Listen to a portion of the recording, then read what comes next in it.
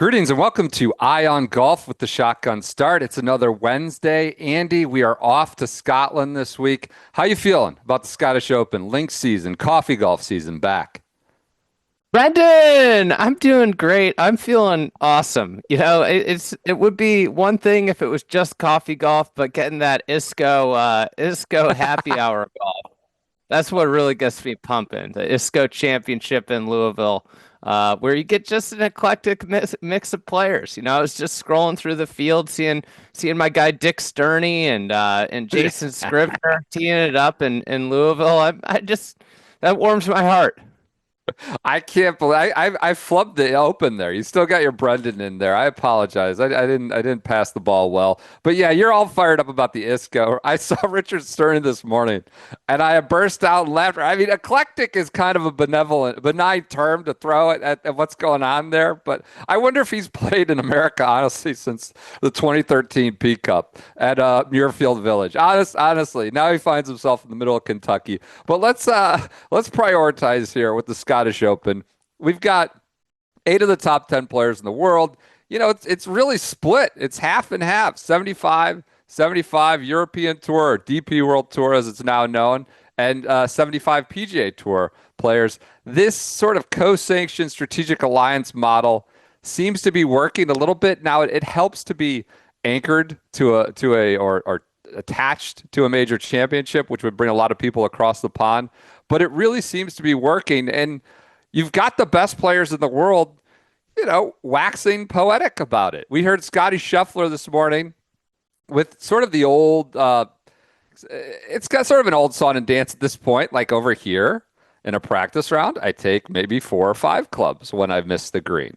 In America, I take 2, my 56 and my 60 degree. And it's just a lot more options. And it's interesting to me that way. This morning, we heard Rory McIlroy, a winner at the Renaissance Scottish Open, Renaissance Club, talking about how much venues matter. So it does seem to get the juices flowing for the best in the world. What do you make of some of the early quotes we're hearing both from Scotty and Rory in the last 24 hours?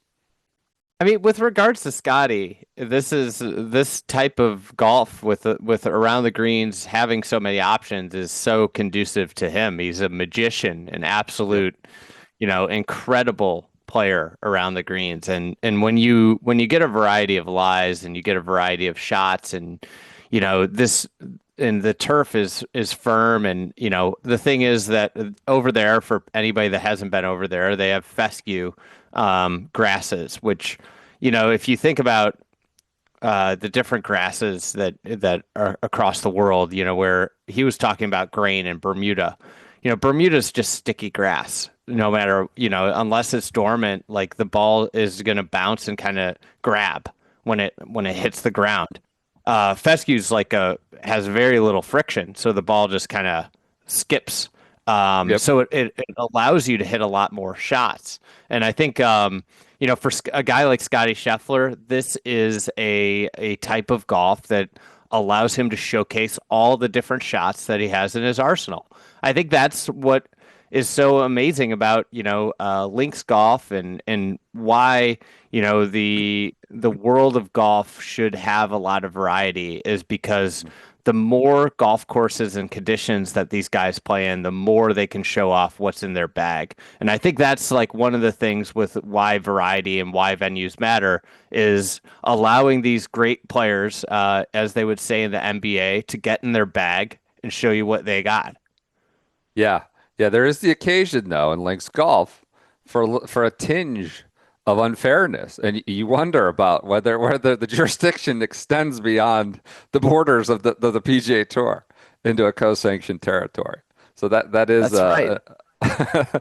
that is a possibility. What about Rory? Talking about venues matter. Did a little drive-by of PGA Frisco, which you wrote eloquently about for the newsletter, Friday newsletter in the last month. Little drive-by there. Tough month for Frisco. Just getting popped left and right. Um, maybe some of it is warranted, other pieces of it not warranted.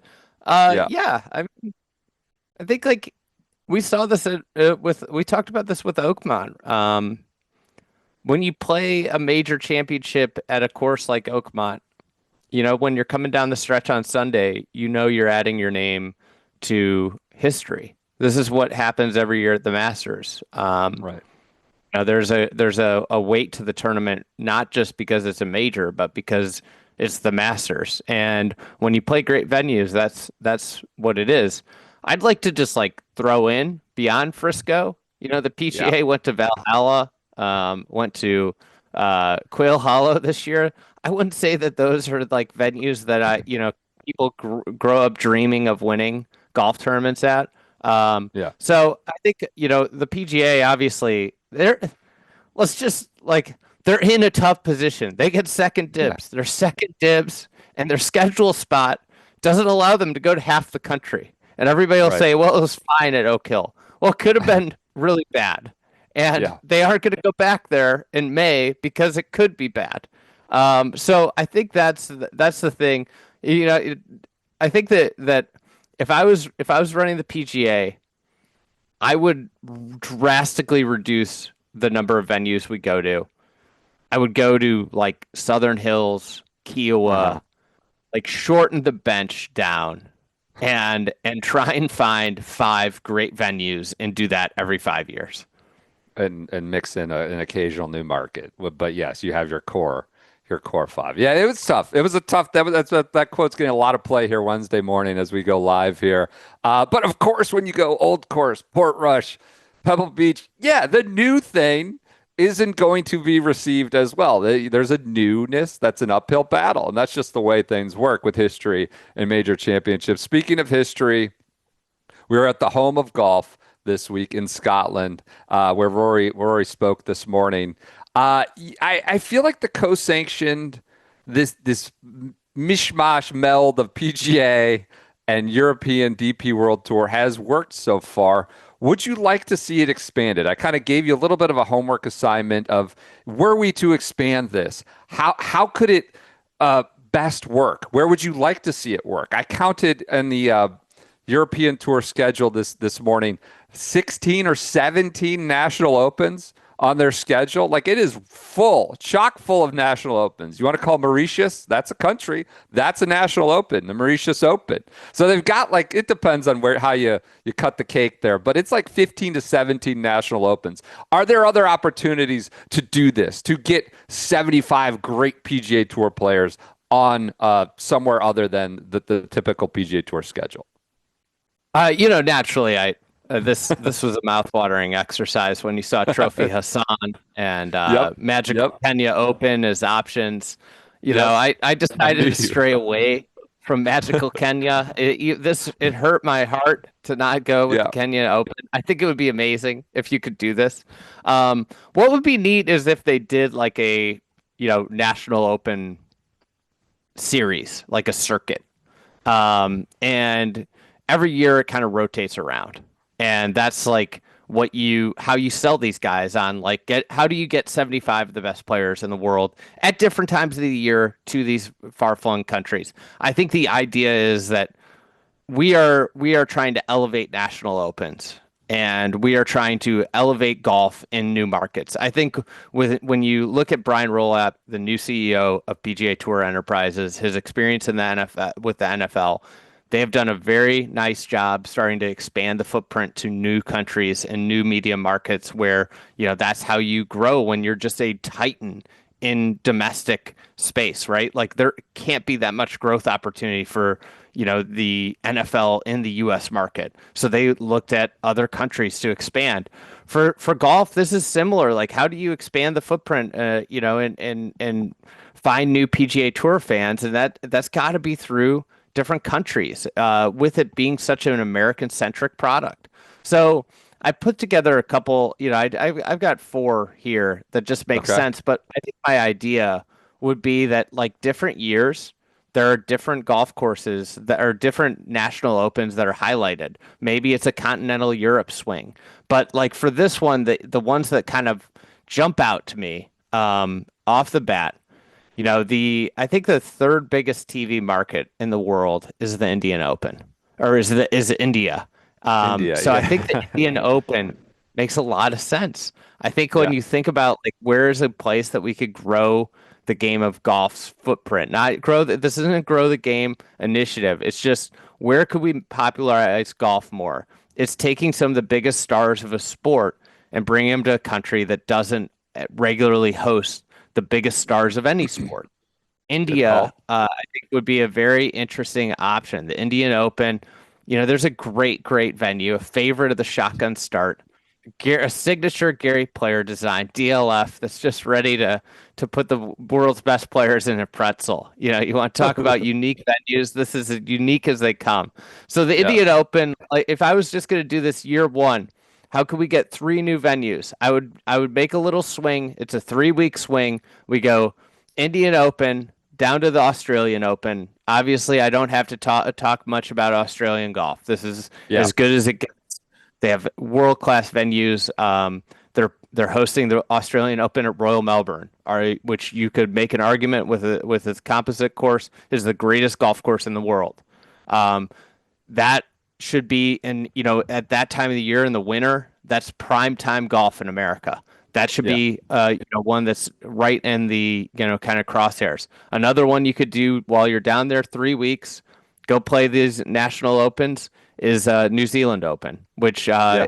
cool story for Portrush. Underrated story is and Joel Beal and Evan Priest just did a big piece on him. Is Ryan Peake, the Australia or the New Zealand Open winner, who's playing at Portrush, who is in jail, was in a biker Yeah. gang, went from like a phenom to troubled young adult to jail to back at the top of the world in golf. So that's a cool tournament as well. Lots of great venues. And then I just think that Irish Open's like a slam dunk. You should pair this Sure. up with the Links golf season. It should be attached to the Open and the Scottish Open. And that would make a lot of sense to me. What about you?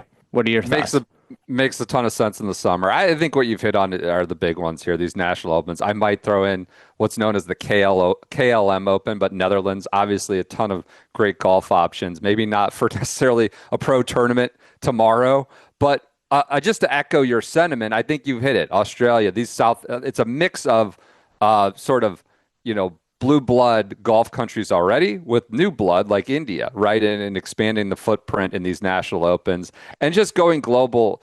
I don't think we're going back to the glory days of two great tours of the 90s or early 90s, late 80s. That's just not happening. And we see the benefits of a consolidation this week. And to have it happen more often, I think is a good thing. And I think, going global, as you talked about with the roll up, I think the Open Championship may their rumblings and rumors like their new chief may be into taking things beyond just Great Britain, Ireland, Northern Ireland, and exploring outside. So I think there are benefits to going to different locales, going more global, but also consolidating, bringing the best, and that's what we see this week in the Scottish Open, which is going to be a slam dunk. Saturday and Sunday, 3 p.m. finish or so on CBS. This is one with the co-sanctioned FedEx Cup points up for grabs for these PGA Tour players, not all the Euro Tour players. And we're down to crunch time, the FedEx Cup. There's some guys on the wrong side of cut lines. We're going to talk about some of those guys after the break with the limited scant opportunities left. Who could save a season? Who could get on their horse here in the last month or so before the playoffs start? We'll talk about that after the break.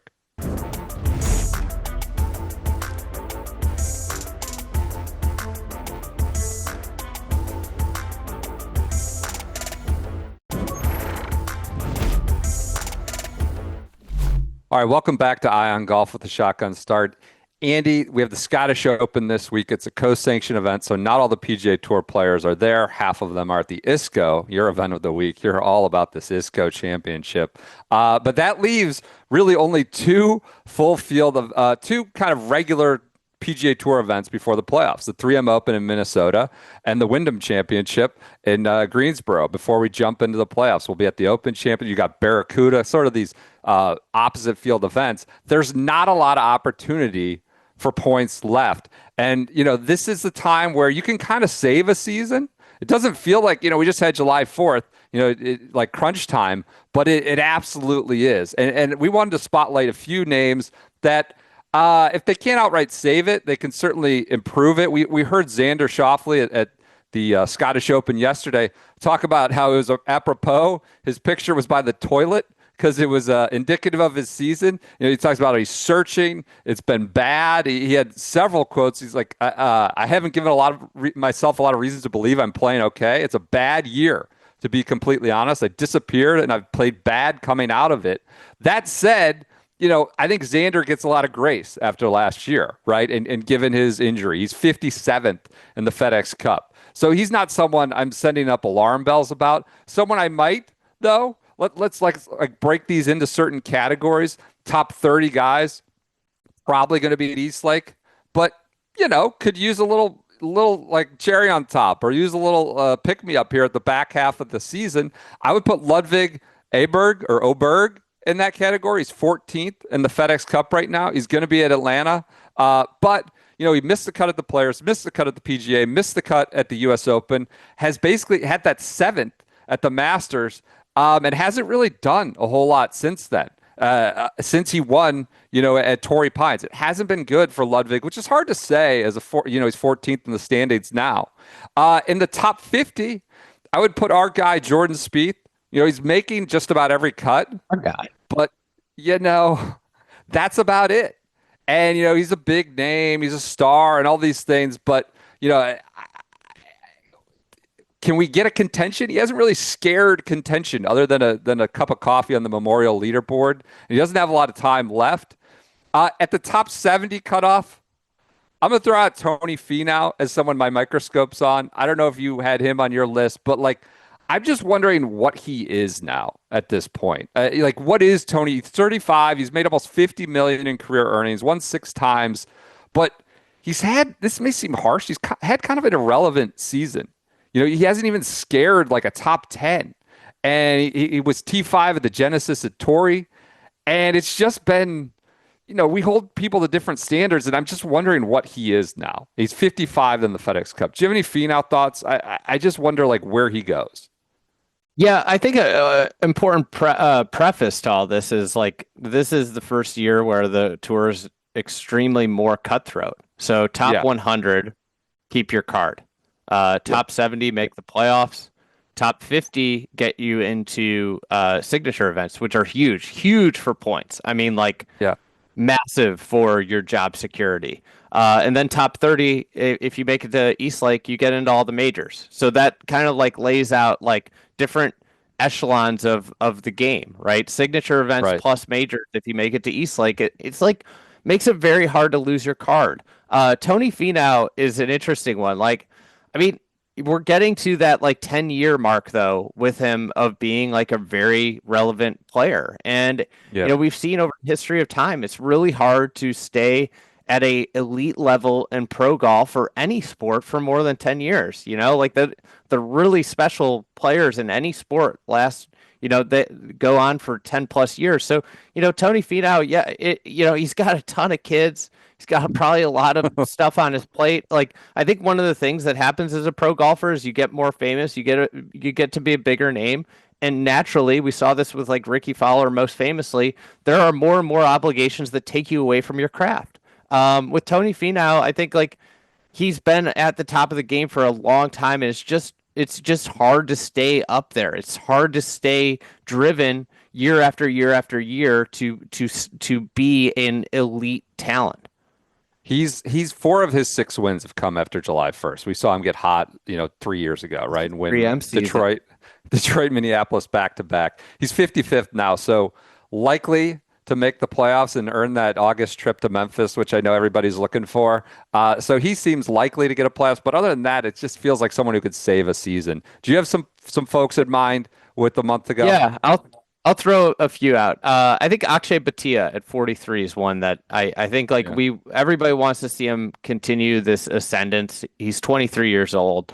Can he step into the realm of the really great players? It's been kind of a bad year for the guys that we thought were next. They haven't played well. Sahith Theegala has battled an injury. Victor Hovland hasn't been great this year. He'd be one in the top 30 that's been kind of a disappointment. Beyond that, obviously you hit on Xander. That's a big one. But Ricky Fowler at 68, much of it on the backs of sponsor exemptions. Matt Fitzpatrick at 73. He's been really coming on as of late, Yeah. playing some really good golf. But seeing a name like that, a recent major champion at the 2022 U.S. Open, that's kind of shocking. Wendy Clark, his biggest news stories from Wyndham this year have been his outbursts at the PGA and the U.S. Open. He's at 79, and then I got Tom Kim at 94. And Max Homa Yeah. at 98, two huge names that are at risk of losing their cards. Yeah, like Fitz, Clark, Kim on the outside of the playoffs. Then you get to the 100, which is the card cutoff, as you elaborated on. It is, and what it's done though, I think, is really elevate and amplify this portion of the schedule. The 3M Open tournament director says we're going to have the best field we've ever had. We saw the Deer ratings because Max Homa. Like, let's be honest here, Homa takes a lot of crap from sort of live people and about his major record, but he is a star that boosts the appeal and gets people talking and gets people paying attention. He jumped 24 spots last week with his finish at the Deer. He probably needs to play Minneapolis. He probably needs to play Wyndham. It is amplifying these events with these points. I have to get this in before our next break. There's one last name on my list here. Please.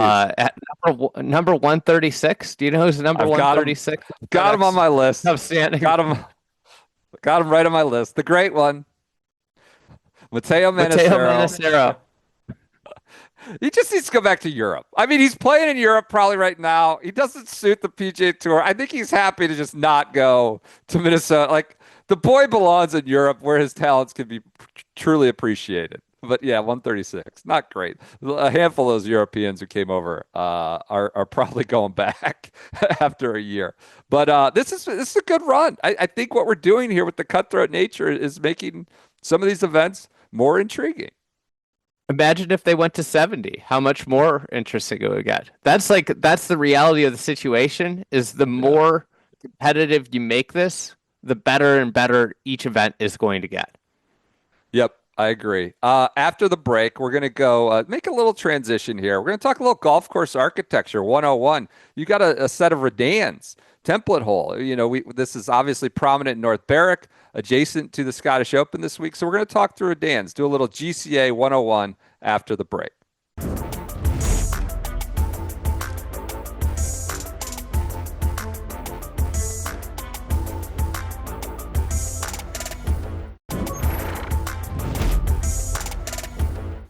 All right, welcome back to Ion Golf with the Shotgun Start. Andy, with all eyes on Scotland, we're going to talk a little bit about the Redan template holes. We'll do a little golf course architecture 101, something I think you can do and this show can do probably better than most. It could get into, we hear the name and the term Redan a lot, but tell us more about what it means and show us a few examples about the Redan. Yeah, we're going to see a ton of pros at North Berwick, which really fun golf course, one of the great golf courses in the world. But this golf course was a huge influence on golf course architecture in America, golf course architecture all around. It has a couple template holes, one of which is the Redan hole. So the Redan hole is, I would say, the most copied, the most prevalent hole design in the world of golf. It is a par 3. And it is the 15th hole there at North Berwick. Redan means fortification, as it popped up there, is kind of the lingo behind it.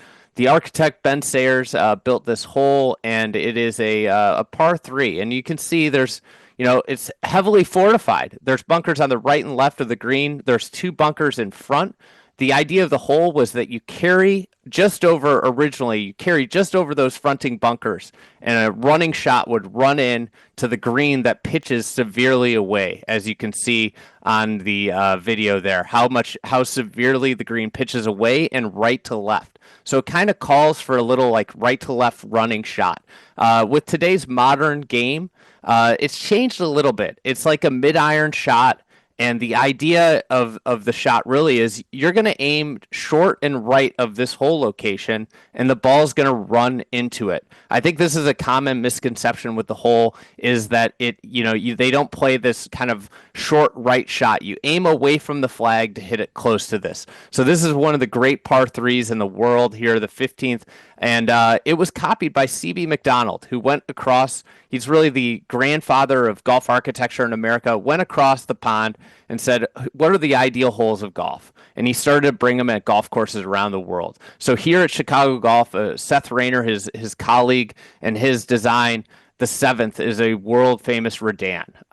See this here in America. Obviously, it looks a little bit differently because it doesn't have the same topography as North Berwick, but the same principle. Aim short right, let it run down. It's like a mid-iron approach. You see the bunkers in front. And this is one of the most famous holes at one of the most famous golf courses in the world here. They also designed it to work in reverse. So the Redan is a right to left shot. A left to right shot is a reverse Redan. So it's basically the same hole except it's flipped. So instead of accepting a right to left draw from a righty or a fade from a lefty, this hole accepts a left to right fade. Now this one doesn't work quite as well, just because of the nature of like spin for a right-hander, but it works better for a left-hander, right? If you're hitting a fade, it lands a little bit softer. Now McDonald wasn't the only architect that used this design in the golden age. Here's Somerset Hills, one of the early A.W. Tillinghast designs, one of the great golf architects in the world. He's him and McDonald are, I think, two of the 5 golf architects in the World Golf Hall of Fame. The second at Somerset Hills is one of the most severe and one of the most famous Redans. This design is being used by modern architects. Here's Pacific Dunes, arguably Tom Doak's greatest American golf course. This is the 17th hole there. Probably one of the Redans that's been most played by American golfers. He had a little twist here. He's got that kind of like right wing that's like a little bit, un-Redan like, but the same idea. You aim right here and it comes over to the left. One of the unique things about a Redan hole, often the best place to miss is long, because then you're chipping back uphill. So here you see the Redan at Pacific Dunes. Like I said, modern architects are using this today. Here's Core and Crenshaw, Sand Valley, another popular Kaiser resort, the 3rd hole here. They did the same kind of hole design, same general principles with this. You'll see on the right side a really pronounced shoulder there.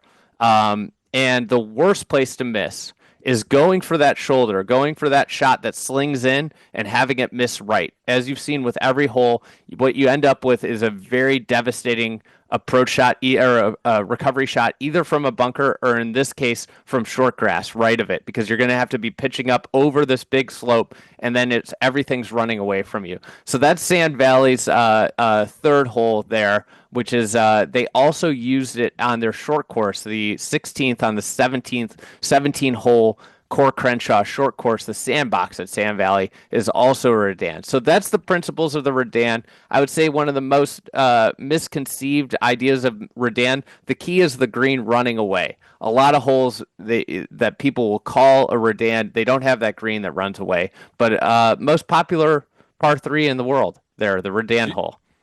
Do you find there are general like yardage guidelines for Redan, or is it kind of open to interpretation? Are they longer typically par threes? I think it plays the best longer because you get that ball running on the ground. When it's Right. if you use this in it doesn't mean it can't be this, but when it's 130, 140 yard shot, the ball's coming in so high that the ball doesn't run as much. I would say for modern golf, for if you wanted to build a Redan hole that played like the Redans of old, you want to be in like the 240 range of a hole, but there aren't many that stretch that long. Other like template concepts that they had, back in the day, like the Biarritz, which was like a driver shot. Now you need to have that instead of 220, you need to have that 300 yards. And Right. there just aren't a lot of places that can accommodate this. So the Redan was brought over to the States by McDonald. His first one that he built was National Golf Links of America. So that's a famous hole that's actually where Bernard Darwin stymied Yeah. phones in the first Walker Cup in America. So it's a neat hole design, and the all the pros will be playing North Berwick, but that's one of the influences that North Berwick's had on American golf courses at large and golf courses across the world. Yep, a famous term you hear a lot about. A good illustration of it from Scotland to the modern resorts in America to sort of the Golden Age classics. Appreciate that. We're going to take another hard left turn from Redan, sort of this famous term, and getting more deep into that, and instead go a little deeper into the ISCO Championship, which I know you're almost equally excited about. It's sort of the Golden Age More excited. architecture, and we're going to dig into the field of the ISCO Championship, build like a wacky fantasy lineup for the ISCO Championship that PJ put us up to after the break.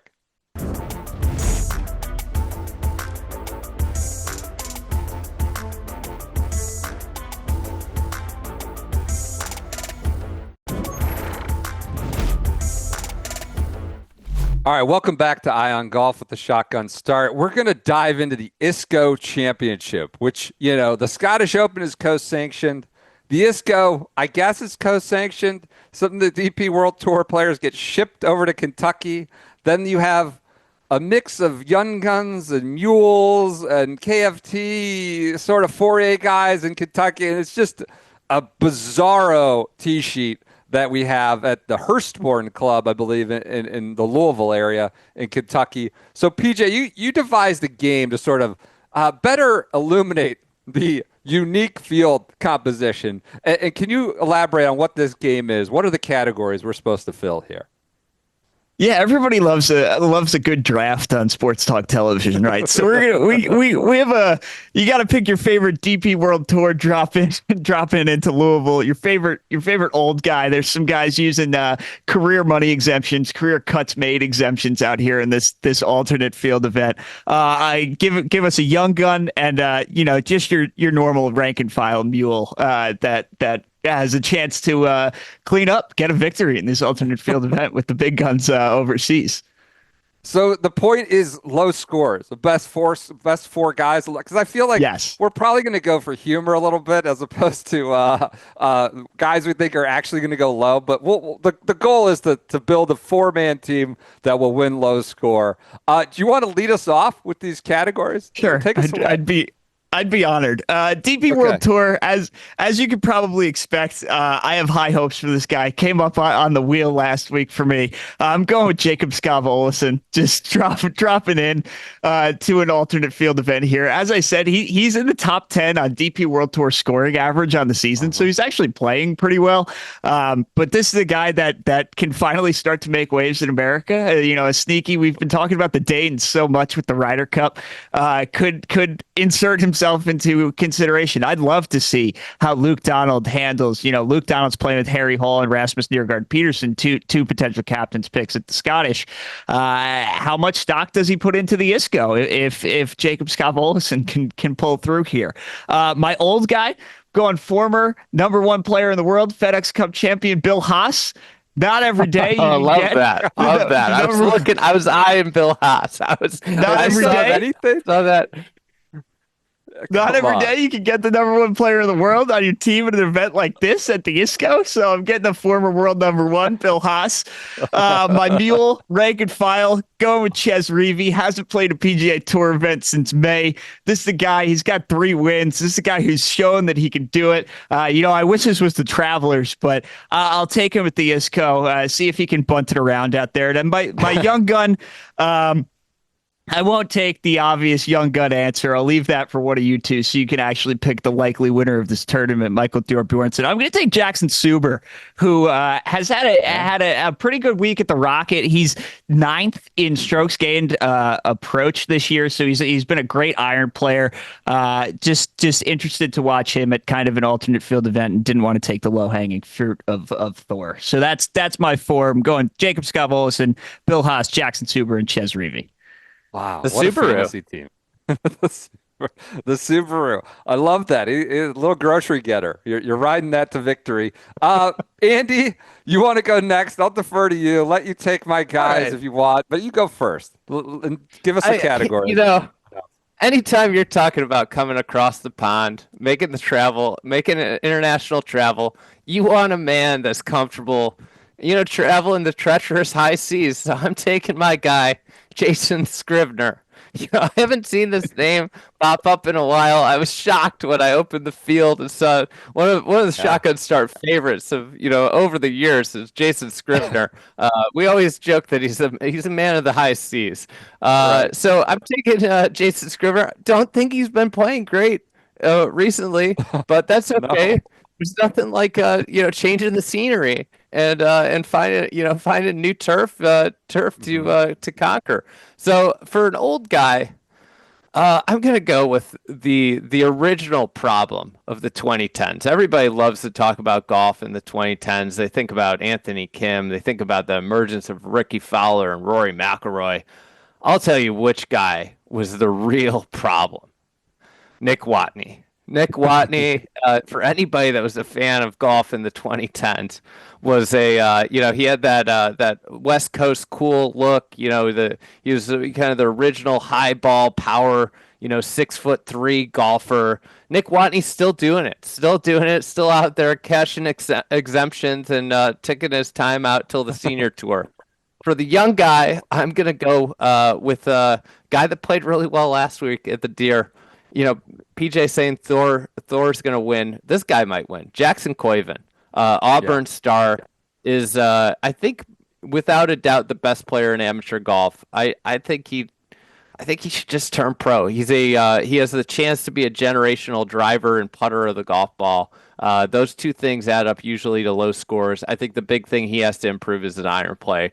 And then for my mule, I'm going with the guy that turned his back on all the other mules. Was the mule representative on tour on the policy board, and he might not find this event as comfortable as he used to because there are a lot of mules that are mad at him. I'm going with Pepe Peter Malnati, the guy that signed the deal that made the tour more cutthroat and has thus improved every event on the calendar because of his decision to turn his back on his fellow mules. Pepe Peter is my mule this week. So you've got Scrivener, Malnati, Coiven, and Watney. What a foursome that is. I love that. Great composition. I love that. I mean, there are so many options for this little game BJ cooked up. You guys have left Jonathan Bradley, JB Holmes, Kentucky's own out there as an old guy. It feels like people passing on Shedeur Sanders. He's just there for the taking. JB Holmes, nobody. You think that's the first JB Holmes Shadur comp in the history of television? You think he just made that? I would hope so. I would hope so. No other. Wasn't one of Shadur's weaknesses that he sometimes takes a little bit too much time holding onto the ball before he throws it? JB Holmes takes a long time before he pulls the trigger with a golf club. He's been known as a human rain delay. So there's definitely merits to that comp. Yeah, maybe issues with quick decision making for both of those guys. So there we go. We tied it all together, and I'll tie it again together with another great Northeast Ohio athlete like Shedeur. For my old guy, I'm going with Duff Daddy. Jason Duffner, 48 years old. He only got 5 starts this year, which is just a disgrace. North Olmsted's own Jason Duffner, a major winner. He deserves more than 5 pops a year. That's ridiculous. The guy created a meme. You remember Duffnering? It feels like so long ago. Guy could, he's still a golf sicko, a golf tragic, deep in the equipment game, the swing analysis. Like he is a, guy who loves the game. So I'm going with Duff Daddy as my old guy. My young gun, I'm going with Angel Ayora, the Spaniard, the 20-year-old who turned down Live, rebuffed a Live offer. I'm going with him basically because he's played a full year, multiple years of professional golf, full year on the DP World Tour, killed it on the Challenge Tour last year, T10 at the Italian Open, T11 at the Sudal Open, as we all know. That's a great event. And so he's hot and rips it. So I'm going with Angel Ayora. leaving Thor out great there. pairing too with Miles Russell, the very talented 17-year-old, I think. Yep. Who's number one junior in the world, and Gordon Sargent, who obviously got his card via PGA Tour U.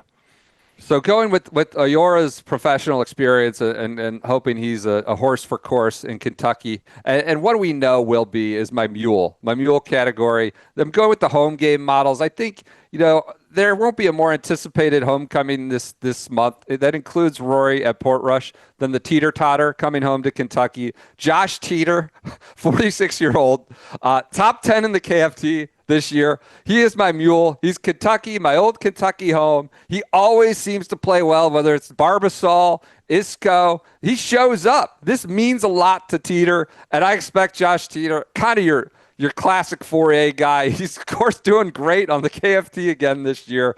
But 46-year-old, he's my mule, is Josh Teeter. And then for my DP World Tour transplant, the European Tour player coming over, this might be a cheating a little bit end around. I'm going with Wenye Ding. He's a regular on the DP World Tour. Maybe should have been in the young gun category.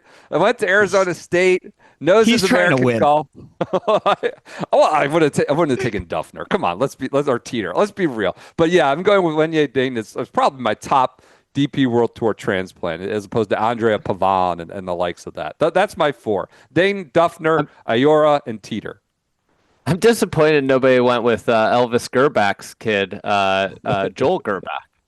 I thought somebody was taking the barn rat too. I was waiting for Kiradesh to come up, but oh well. You got Shub Sharma, Jack Senior. Yeah, it's amazing. What about Danny Iceman? Danny Iceman. The Iceman coming, it's a big month for the Iceman. So, all right, we're going to take a break after that absurd segment. Come back, make our picks for the Scottish Open. That's enough ISCO picks. We'll make some Scottish Open picks for the Renaissance Club when we come back after the break.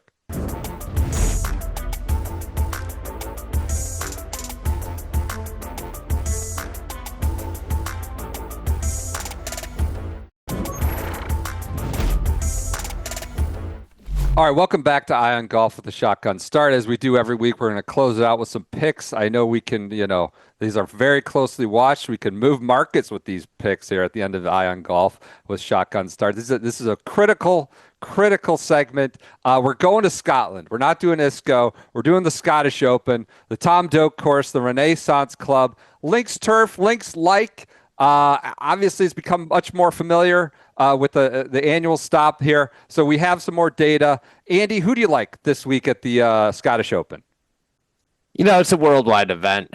You got to go with a proper worldwide player. I am taking former DP World Tour great, now two-time winner on the PGA Tour, Ryan Fox. He's still on like the top 30 bubble. So I'm taking Foxy to play well at Renaissance. A trend I just thought of, the National Open double. Bobby Mack did this last year, right? Foxy would do Canada and then Scotland back to back. PJ, who do you like this week at Renaissance? I'm going a guy who can't get it done in America, but we know he can get it done in Europe. I'm taking Tommy Fleetwood to get his first PGA Tour victory. Will there be an asterisk? Probably, maybe, but we know he can get it done in Europe. So we're taking it and running. This would be the ultimate Fleetwood split the baby moment. This is my PGA Tour victory. I'm going very chalk, very boring. I'm going with the aforementioned Robert McIntyre, a player we know has contended almost every year here, won it last year. The big lefty, loves to hit it off the toe to Andy's delight. I am all in on Bobby Mack. Very easy and simple pick. The home team, the home favorite, Bob from Oban. He's my easy pick to go back-to-back at Renaissance. And you know what? If you're doing one and done, even if he doesn't win, he's going to place. He's going to make some cash, I think, this week. I think it's Oban, right? Oban. I can never get that right. I do get my picks right occasionally, but my pronunciations are much more wanting. I got a question. Go ahead, why is it a home game for Bob? He's not that close to Renaissance. It is on the other side, but this will be on CBS earlier this week, Saturday and Sunday at noon, finishing around 3. So check in on noon.